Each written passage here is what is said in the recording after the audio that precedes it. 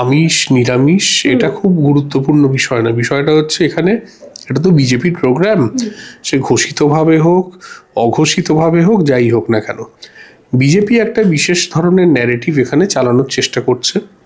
তো সেটা করার জন্যে তারা ওই আমিষ নিরামিষ এই সমস্ত নিয়ে তারা ঝগড়াঝাটি করবে, ঝামেলা করবে, চিৎকার চেঁচামেচি করবে। এখানে বুঝতে হবে যে বিজেপির পোটেনশিয়াল বেসটা কারা এখানে। এখানে কিন্তু বিজেপির হয়ে একটা অংশ, মানে ধরুন উদ্বাস্তুদের একটা অংশ, যারা উদ্বাস্তু পরিবারগুলো যারা ছিল, তাদের যখন তারা লড়াই করে জমি পেয়েছে, সব কিছু ইত্যাদি অধিকার পেয়েছে বামপন্থীদের জন্য, কিন্তু যখনই এদের তৃতীয় প্রজন্ম এসে গেছে তাকে সেই লড়াইটা করতে হয়নি, কিন্তু সে শুনে এসছে হচ্ছে মুসলমানের অত্যাচারে দেশ ছেড়েছি, মানে এরকম বিভিন্ন ধরনের অলিক গল্প ইত্যাদি সমস্ত শুনে টুনে তারা তো একটা চিন্তা তারা করে নিয়েছে এবং তাদের আজকে লাইফস্টাইল পাল্টে গেছে। এরকম একটা অংশ বিজেপির একটা পোটেনশিয়াল ভোট বেস। এখানে ভোটার আরেকটা অংশ কারা? আরেকটা অংশ হচ্ছে এই যে নিরামিষ খাওয়া যে সমস্ত অবাংলাভাষী লোকজন যারা এখানে আছে, এইখানে গদিতে, এই বড়বাজারের গদি টদি যারা সামলায় টামলায় আর কি, এই সমস্ত লোকজন, বিশেষত মারওয়াড়ি সমাজ তো ব্যাপকভাবেই বিজেপির সঙ্গে আছে এবং এটা কিন্তু সকলেই নিরামিষাশী। যদি প্র্যাকটিক্যালি হিন্দু ধর্ম বলে তো এমনিতে কোনো ধর্ম সেই অর্থে হয় না, ওটা একটা আমব্রেলা টার্ম। মানে মুসলমানরা আসার পর সেমিটিক ধর্মের বিপরীতে যে ধর্ম অসেমিটিক ধর্ম, সেটাকে চিহ্নিত করার জন্য হিন্দু শব্দটা ব্যবহার করা হয়েছে এবং এর মধ্যে বিভিন্ন ধারার বিভিন্ন অনুশীলনের মানুষজন, ধর্মীয় অনুশীলনের মানুষজন রয়েছে এবং এদের নিজেদের মধ্যে কারোর কোনো সদ্ভাব নেই। শাক্ত বৈষ্ণবকে সহ্য করতে পারে না, বৈষ্ণব শৈবকে সহ্য করতে পারে না। একটা সময় তো এখানে মানে ইতিহাস দেখলে দেখা যাবে শিব আর বিষ্ণুর মারামারি মানে সাংঘাতিক জায়গায় ছিল।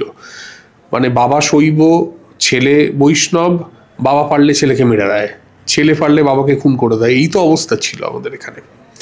যে কারণে হরিহরের মূর্তি তৈরি করতে হলো, যে ঠিক আছে হরি এবং হর মানে শিব এবং বিষ্ণু দুজনকে এক জায়গায় এনে এদের মধ্যে কোনো প্রভেদ নেই ইত্যাদি করে হরিহরের মূর্তি বানাতে হয়েছে।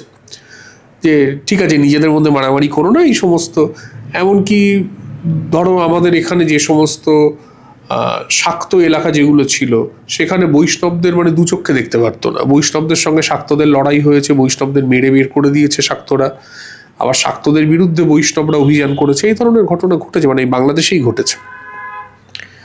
তো এইসব ঘটনা তো আছে। মূল বিষয়টা কি, তো এই যে ক্লায়েন্টেলটা এদের মূল ওই উদ্বাস্তু তৃতীয় প্রজন্মের উদ্বাস্তু পরিবারের লোককে নিয়ে বিজেপি অত ভাবিত নয়। এদেরকে মাথায় দুটো পট্টি পরিয়ে চাটি মেরে ভোট আদায় করাটা তার উদ্দেশ্য। কিন্তু এদের যে টাকা পয়সার উৎসটা কারা? টাকা পয়সার উৎস তো এই মারোয়ারি পপুলেশনটা, যাদের হয়ে শ্যামাপ্রসাদ মানে বাংলা ভাগ করার জন্যে উঠে পড়ে লেগেছিল আর কি। ও তো বিড়লার দ্বারা প্রতিপালিত। তো এই মারোয়ারি এবং এই অবাংলাভাষী যে সমস্ত মানুষজন যারা একটা অংশ, এরা বিজেপির মানে পোটেনশিয়াল ভোটার আর কি। তো এদেরকে তো তোমায় কেটার করতে হবে। এদেরকে যদি তুমি কেটার না করো কোনো লাভ নেই, ফলে নিরামিষ ইত্যাদি প্রসঙ্গ উঠবে। যেমন ধরো হিন্দু ধর্মে শতগুণ, রজগুণ, তমগুণ ইত্যাদি নানা গুণের কথা আছে। তুমি আমি এই মুহূর্তে একটা মহাভারতের উপর কাজ করলাম, ছুটিখানি মহাভারত, জৈমিনীয় মহাভারতের প্রথম বাংলা অনুবাদ, তারা অশ্বমেধ পর্ব যেটা আর কি, যেটা আমাদের আশ্বমেধিকা পর্ব যেটাকে বলে, মানে ব্যাসদেবের বৈশম্পায়নের ভাষ্যের যেটা আশ্বমেধিকা পর্ব, তার অশ্বমেধ পর্বটা জৈমিনীর লেখা। তো সেটা নিয়ে কাজ করলাম। তো সেখানে দেখা যাচ্ছে কি বাংলা অনুবাদে আমরা দেখছি শ্রীকর নন্দী লিখেছেন যে কৃষ্ণ শল্যকীর মাংস, মানে শশক এবং শল্যকীর মাংস ভক্ষণ করছেন। শশক মানে কি? খরগোশ। খরগোশের মাংস খাচ্ছেন। শল্যকী কি? শল্যকী মানে হচ্ছে সজারুর মাংস খাচ্ছেন। তো এগুলো খুব সমস্যা না। বা এমনি বাল্মীকির যে রামায়ণ, সেখানে দেখবে যে হরিণ মেরে খাচ্ছে, বন্য শুয়োর খাচ্ছে, বন্য বরাহ যাকে বলে। তো এগুলোতে কোনো সমস্যা নেই। যদিও গীতা প্রেস বিভিন্ন জায়গায় যেখানে বরাহ ইত্যাদি মাংসের কথা আছে সেগুলোকে কন্দমূল ইত্যাদি ইত্যাদি সমস্ত করে দিয়েছে, সেটা তো এরা জালিয়াতি করেছে, করাটা যাদের অভ্যেস তারা করেছে। কিন্তু আসল কারণটা কিন্তু এইটা নয় যে নিরামিষ আমিষ, আসল কারণটা ওইটাই যে আমার মূল পোটেনশিয়াল ভোটার কারা, তাদেরকে যেহেতু আমাকে কেটার করতে হবে, সেই কারণে আমি নিরামিষ আমিষ নিয়ে ঝামেলা করছি, এবং সেটা করে একটা দরিদ্র মানুষ, তার বিরুদ্ধেই অসভ্যতাটা বিজেপির লোকেরা করলো। তো আর বিভিন্ন জায়গা, মানে এটা আলাদা করে বলার প্রয়োজন পড়ে না যে এককালে এখানে ব্রাহ্মণরা গোমাংস খেত, এখানে এই খেত ওই খেত, এইসব তো আছেই, মানে এ তো নতুন করে কিছু বলার নেই, এ তো সবাই জানে আছে।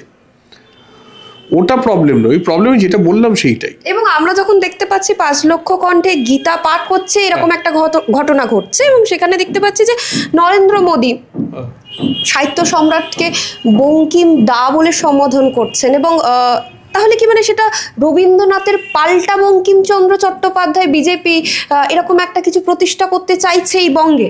না দেখো, আমার একটা জিনিস মনে হয়, সেটা কি জানো তো, মানে এরা তো মানে এই যে নরেন্দ্র মোদী, অমিত শাহ, এই নরেন্দ্র মোদী যেন কিছু বছর আগে, তোমার মনে আছে কিনা জানি না, রবীন্দ্রনাথ ঠাকুর সেজেছিল, হ্যাঁ, এবং বাংলায় বহুবার এসেও ভুল উচ্চারণ করে কবিতা বলা বা গান গাওয়া, সেটা কি বাঙালিদের ইমপ্রেস করা? হ্যাঁ, ইমপ্রেস করার জন্য করেছেন। এখন আমাকে যদি গুজরাটে গিয়ে ভাষণ দিতে বলা হয়, আমি তো গুজরাটি ভালো করে বলতে পারবো না, ভুলভাল উচ্চারণেই বলবো, আমার তো বলার প্রয়োজন নেই। আর বিষয় হচ্ছে নরেন্দ্র মোদী, অমিত শাহ জাতীয় লোকজন, ওরা টাকা পয়সা করবে সারা জীবন, এইটাই করেছে, টাকা পয়সা করেছে, হ্যাঁ, প্রয়োজন পড়েছে একটু, ঠিক আছে, টাকা পয়সা রোজগার করবে, লোককে ঠকাবে, যাকে যেটা মানায়।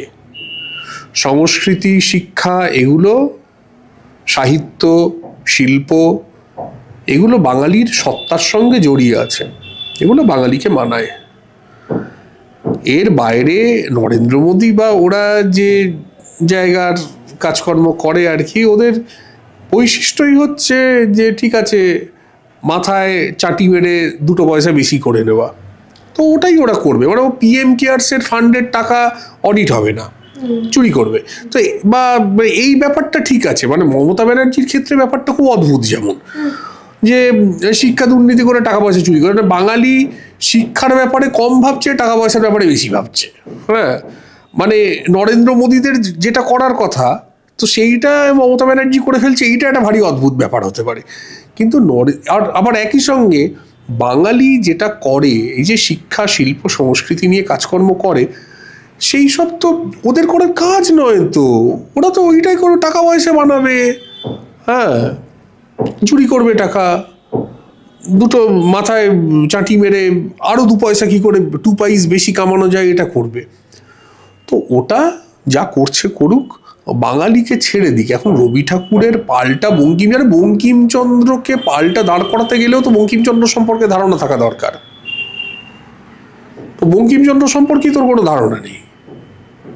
কারণ বঙ্কিমচন্দ্র হেস্টিকে যখন, মানে একটা পত্রযুদ্ধ হয়েছিল স্টেটসম্যান পত্রিকায়, বঙ্কিম রামচন্দ্র নামে চিঠি লিখেছিলেন, এবং হেস্টি সেখানে, মানে হেস্টির চিঠি দিয়েই শুরু হয়। তো সেখানে বঙ্কিম এক জায়গায় বলছেন, mister Hastie might ask me that you strip Hinduism of its idol worship, of its caste, of its rituals and rites. What do you leave then? My answer is, I leave the kernel without the husk. আমি ছোবড়াগুলোকে বাদ দিয়ে শাঁসটা রাখছি, মানে হিন্দু ধর্মের শাঁস রাখছি। মানে হিন্দু ধর্মের শাঁসটা কি, বঙ্কিমের একটা নিজস্ব ধারণা ছিল, সেটা অনেকের পছন্দ হতে পারে, না পছন্দ হতে পারে, কিন্তু সে সম্পর্কে তো নরেন্দ্র মোদী, অমিত শাহ এদের মানে কোনো ধারণাই নেই। ওদের কাছ তো হচ্ছে এই মানে পিতলকে সোনা বলে বিক্রি করে দিয়ে টাকাটা লুটে নেয়া। তো যাকে যেটা মানায় সে সেটা করুক, মানে বঙ্কিম ভুল না রবীন্দ্রনাথ ঠিক, এইসব প্রশ্ন পড়ে, এটা ওর ফোর্টে নয়, এটা ওর জায়গা, ওটার খেলার মাঠ নয়। সেখানে এই যে অনুপ্রবেশটা করছেন, সেটা খুব বিরক্তিকর হয়ে যাচ্ছে। সেটা না করে টাকা পয়সা নিয়ে ভাবুন, চুরি টুরি করুন, ঠিক আছে, বিজেপির লোকেরা সেটা করুক, ওদের এখানে যে একটা বড় মারবাড়ি বেস আছে, সেই বেস নিয়ে থাকুক, ভালো। শিক্ষা দীক্ষা নিয়ে যেন কাজকর্ম না করে, তাহলে বিরক্তিকর হয়ে যাচ্ছে ব্যাপারটা আর কি।